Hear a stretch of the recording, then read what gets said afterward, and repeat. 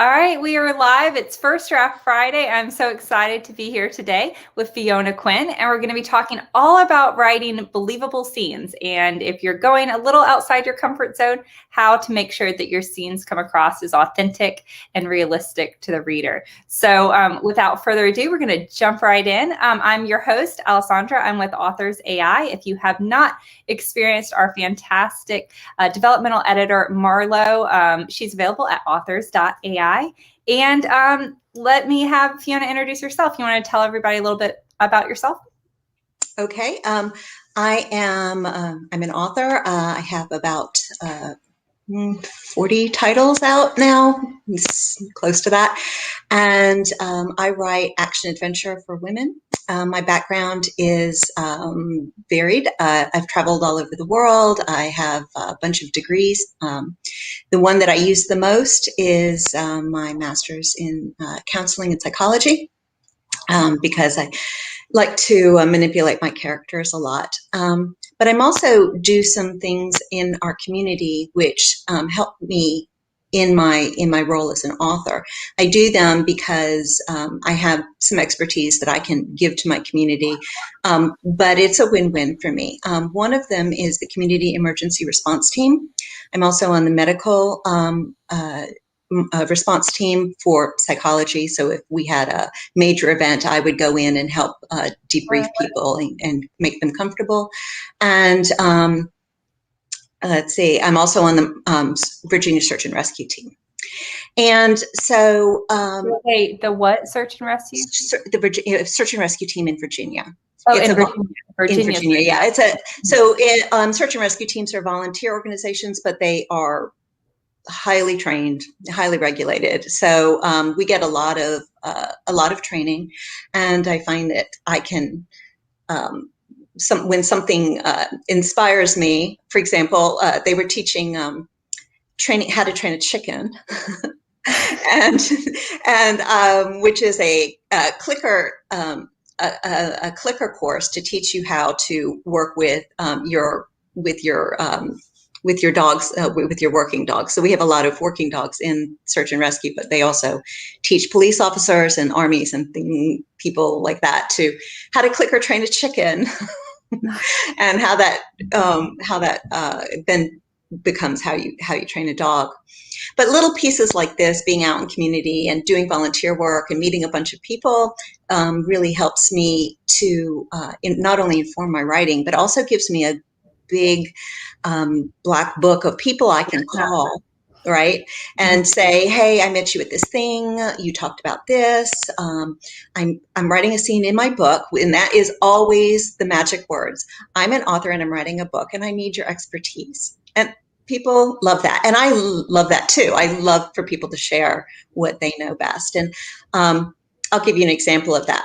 Boy Scouts. My son was a Boy Scout. My husband was a Boy Scout leader.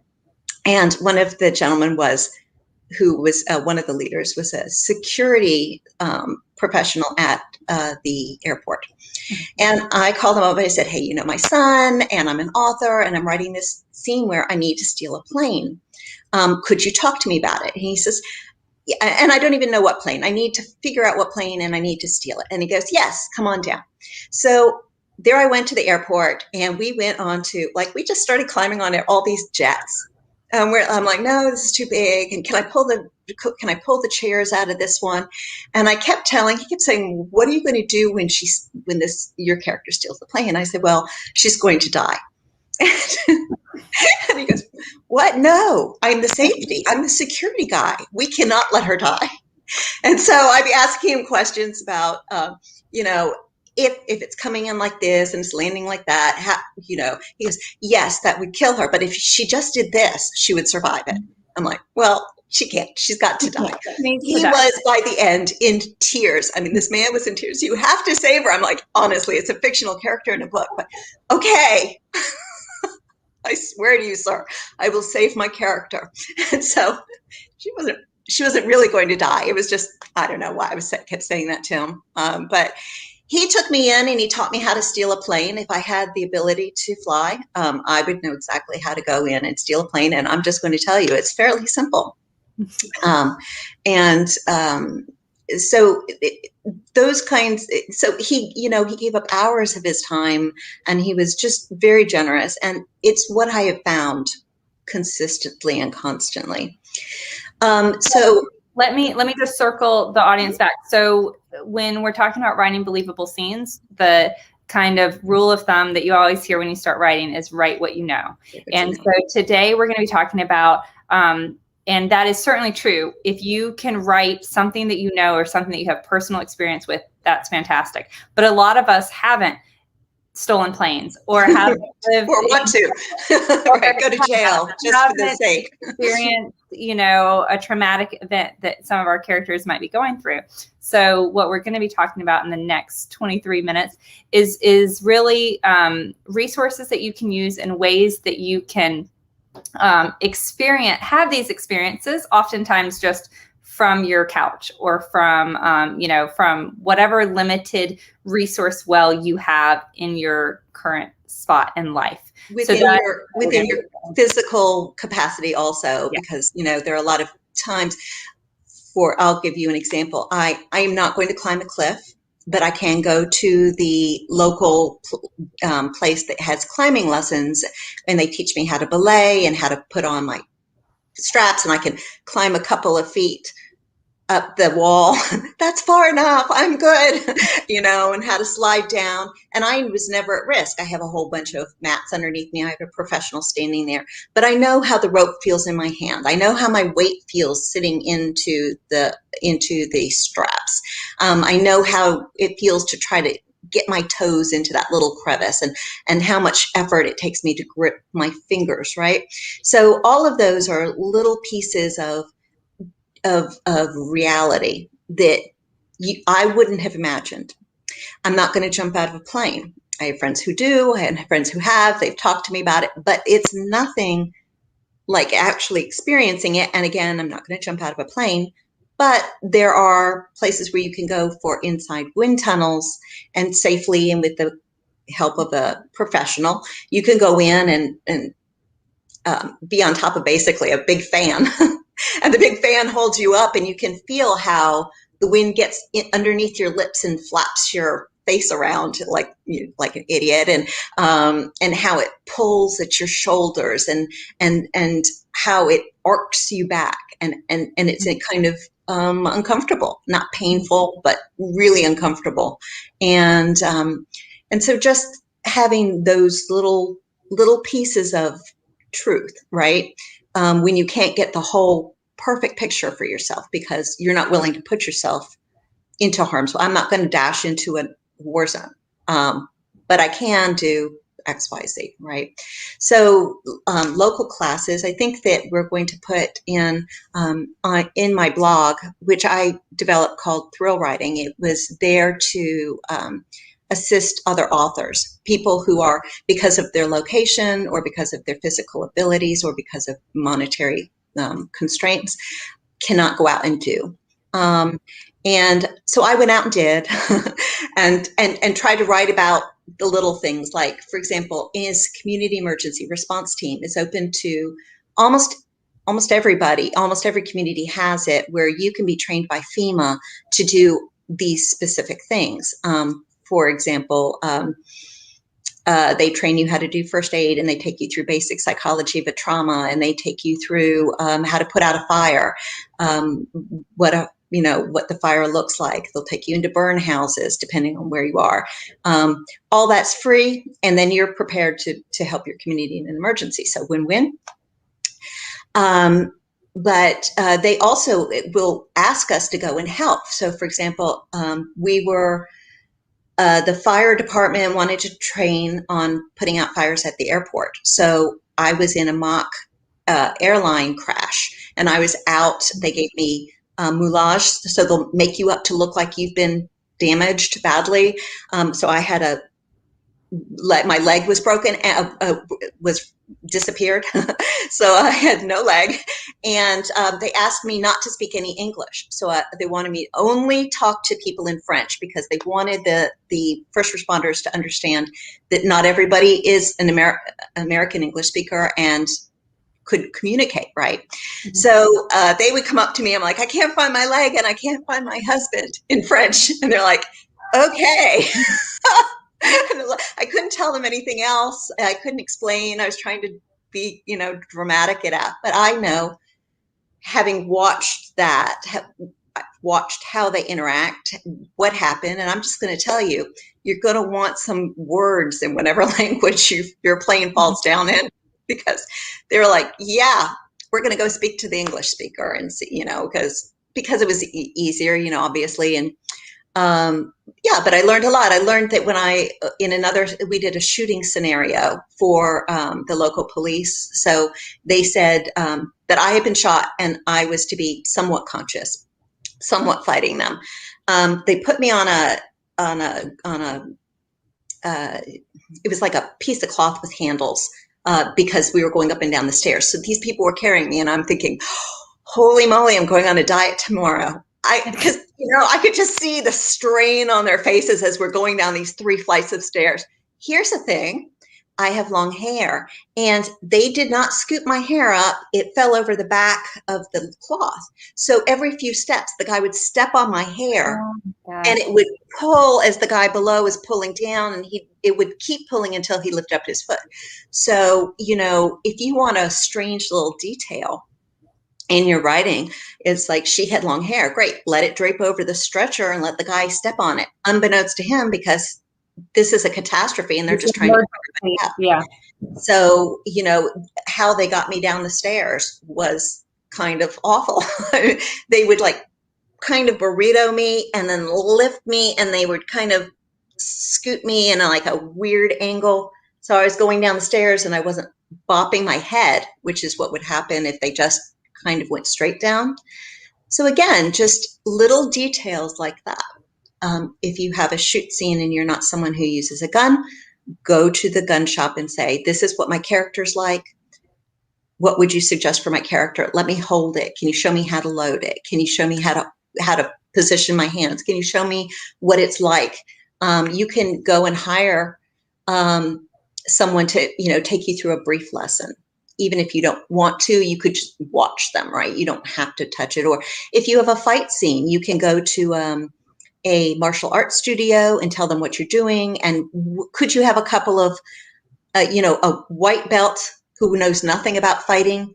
Could you fight this black belt who knows everything about fighting, and I can just really slowly? Or would you, if I bought you a pizza, would you help me stage a fight? Can I videotape it so I can go home and try to work it out? I'm a second-degree black belt, and I will still stage fights with my children who are also black belts, or my husband. I'll have my husband do things. I'm like, throw me up against the wall, honey. And he's like, are you sure? I have to see what happens. Those are great fodder. If you can capture as many of those for social media and other things, because readers find that really interesting, and that can be a great tease of what is to come. I was story that you're writing. Yeah, yeah, it is little pieces. On the research side. And guns is the number one. I'm from Florida. Guns are everywhere, and the number one thing that I see is, especially female characters who are in oftentimes psychological thrillers. They've never handled a gun. They've never been around a gun. And the author has given them this humongous gun that would take their hand off if they tried to shoot it. Or they're right on and they're on as if they haven't just had their entire body ripped apart by the recoil on this thing, So that's, there are guns I won't shoot, because I'm not gonna do, shoot an eagle. I'm not gonna shoot, something that's going to put my shoulder out. I'm gonna pick something that's gonna fit my little hand. It needs to be believable. And especially if you're writing action, a lot of those readers really know their stuff. But we can move into that too, because so you've got the research side, but then is it important to have someone read your book that's familiar with the scenario that you're describing? So here's very quickly, when I'm facing something brand new, is sometimes I won't have a clue. I won't have a connection. So I'll put out on Facebook, hey, does anybody know an Army helicopter pilot? or do you know someone who might know someone who knows an Army helicopter pilot who might be willing to chat with me and make sure, right? Or so I'll get someone and I'll tell them, I really appreciate this. I'll be, if you would like me to mention you in my acknowledgments, I'll be happy to always ask before you put someone's name in a book. And I always put at the end of my books, I spoke to professionals. The professionals had it right. Sometimes as an author, I can't write it right because we have to take fictional liberties. Right. I have to take some liberties because otherwise I couldn't get from point A to point B. So, sometimes I will finagle it, but I will contact them and I will maybe do a little interview with them, half hour, 45 minutes. Where I'm like, I don't know what I'm doing. So here's just the kinds of things I'm thinking about. Can you give me some information? Or here's the scene. I've actually had people go out before. I'm like, here's the scene. Okay. And I read the scene. I'm like, what would you say there? And I just write down what they would say. And I was like, okay, now we're going to keep going. And what would you say here? And I just fix my dialogue by what they say. And then they might say, oh, but you didn't say, well, I passed by that, the cop would say, while I passed by the car, I put my thumbprint on the light, because it's here. The police officer will tap their thumb on your back light as they go up to talk to you, so that if they shoot you and drive away, they can prove that that cop had contact with that car. Oh, really? Yeah, that's interesting. So those tiny little details are always so much fun to put in. So I call and I talk to them. And then what I'll do is I'll say, okay, of this, what can I figure out to do something hands-on?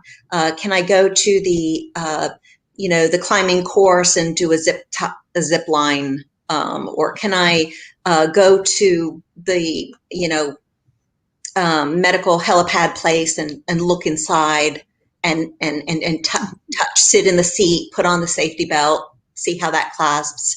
Would you put me on your gurney? One they will not let me do. I went to the fire station and asked them if I could slide down their pole. And no.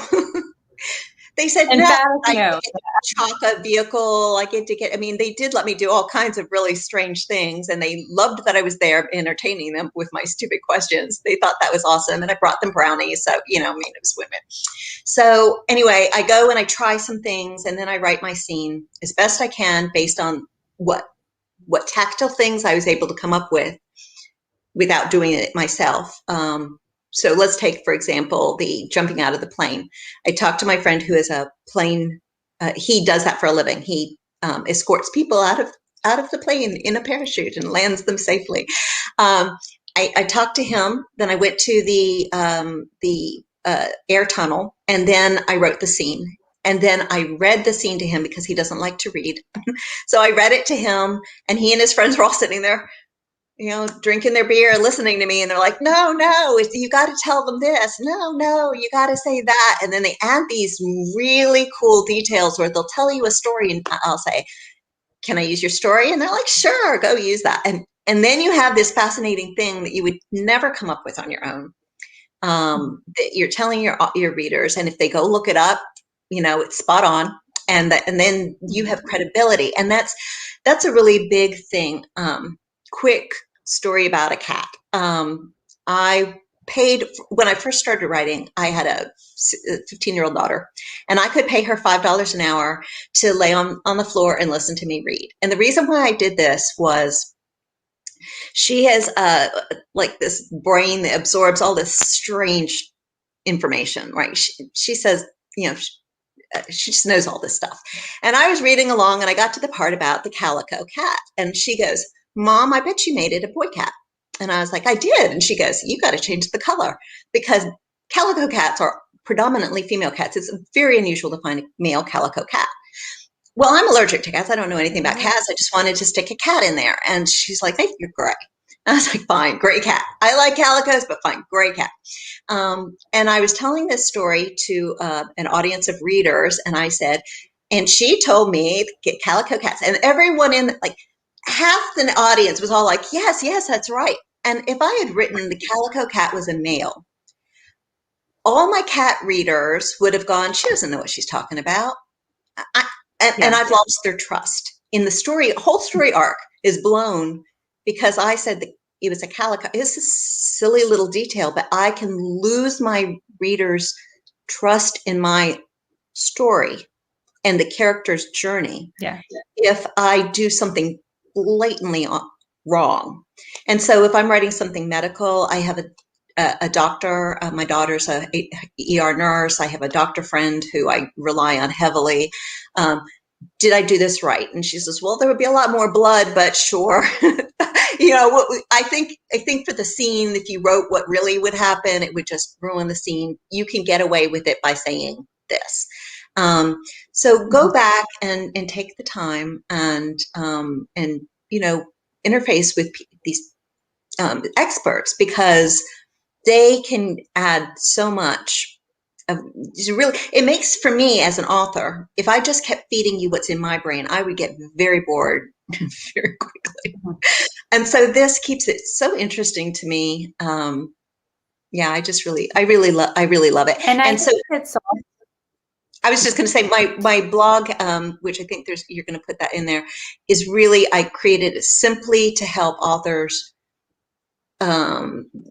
make that an easier thing for you to do. Is you can kind of read one of those articles and then kind of figure out what you need and then go and try it, right? What were you going to ask? absolutely. And I think I was going to say what's as important. So you've got the details and the technical details and how to and that sort of thing. And then you also have the emotional side of things. And that can be really important too. I wrote a scene where the main character underwent a traumatic event, like an assault of sorts. And I've never been assaulted, so I had her then out That's doing good. something like right away, as if nothing. And thankfully for beta readers are amazing. But my beta readers were like, there's no way that she would allow someone to get so intimately close to her right after this happened, or, so when it comes to the emotional and the psychology behind it, there's also, when someone jumps out of a plane the first time, you have a lot of different characters that would experience that in different ways, but some might be absolutely terrified. Some might be gung-ho. That's one thing I always, we were chatting up a bartender once, and he goes over Niagara Falls in containers. He has like the world record for it. This random bartender at an oyster bar that we were talking to. He was on like the Tonight Show and he was 21 for this. But he goes over, and one of my first questions was like, why? Like, what is it that you love about that and that causes you to do that thing, which costs tens of thousands of dollars, and you get arrested? They're waiting for you at the bottom of Niagara Falls when you're done, and that was my first question, and in understanding the motivation behind that. Mm-hmm. So I think motivation, exactly. I'm going to jump on that because, when you take drama classes, which if you're a writer and you've never taken a drama class, go take a drama class. Because it teaches you how to position your character. This is a whole another thing. But the whole point is, one of the things that they teach you is what motivated your character to say that? It's because you have to put that emotion in your eyes and in your gestures and your body language, right? So understanding because what I would think was terrifying, that professional might go, that's what I love best. I can't wait for that. And so if you can hear them say that and see them light up and the enthusiasm in their muscles, and then you can try to describe that and translate what you're seeing for your readers so that they can experience what you did of going, oh, here I felt kind of sorry for you because you have to do this horrible thing, but you're saying, this is my life goal. I love to be in, tight pipes reaching for strange wild animals. That's my favorite. I pull a raccoon out and it's stuck to my face, and that's so cool. You're like, okay, you are a unique character, and now I can grasp you as a character and portray that, in my book. And it's always so fun to meet that. And I want to meet that bartender now who went over. Oh, I know. He's Horrible. fantastic. If you're ever in Destin at Acme Oyster Bar, you gotta. I can't remember his name right now, but he's a great. Okay, I'm just making a road trip just to talk to him. Yeah. So, road But trips and traveling, I was going to add that real quick, but like, for example, I just went to Norway because I was writing it into my book, and talk to your CPA, but those trips that you're taking so that you can see and touch and eat the food and hear the music and look at the culture, those are part of your business expense, right? So you can do some traveling to do some learning. And matter of fact, the thing that made it into my book about that was I was flying home, and it was terrible, terrible, terrible weather. And I'm not a great flyer to begin with because I had some bad experiences, but this was one of the worst because every time we hit a really bad patch, we were being pulled up from our safety belts and slammed back down. The pilot would come on and he would say, you may want to look at your, this is a good time to take out your pamphlet and see how to do an over ocean exfil. And God rest your soul. God bless you. God bless your soul. He kept saying over and over throughout the whole thing, like we're coming in for a landing. We made it. And he is, but please take out your thing and look for what you needs to do in an emergency landing. And God rest all of our souls. And I was I'm dead. I'm gonna die. I'm gonna die. So I was like, all right, I have a whole book now that's going to be about, that feeling of, okay, I'm going to die. So I'm going to turn on Friends on my TV because I just want something nostalgic as I leave this world. Oh, what a horrible thing to do. Oh my God. It's pretty awful. It's pretty awful because it was going on for like 9 hours. Like it wasn't just a short, like we had some bad weather. It was 9 hours. So yeah, bad. But right. So travel, go see. And if you can't, there are other opportunities to, talk to people of that culture in your community.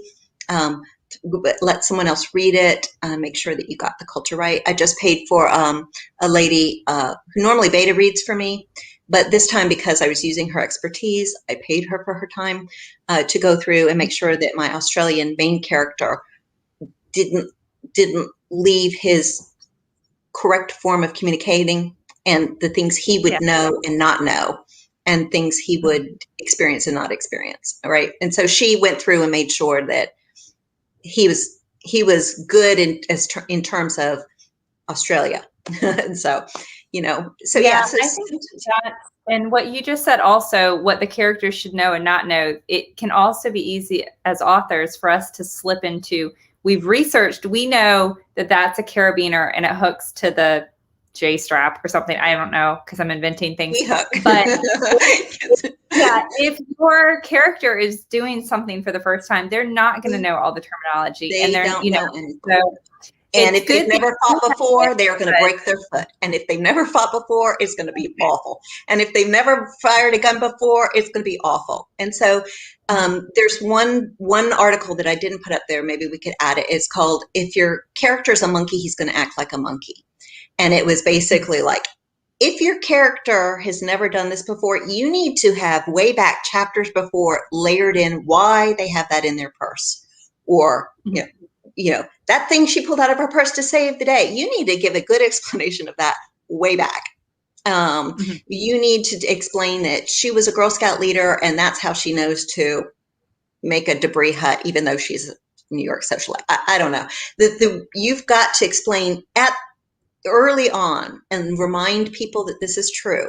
So it's not like she suddenly has a surprising skill that we never knew about, that here's the skill, this is how she built the skill, this is how she continues to practice the skill, because skills disappear. I mean, you may vaguely know, like I knew at one point how to change my oil, but my husband does it now and I couldn't. So yeah, that's a really good article that speaks to exactly that. Is you may know, but does your character know?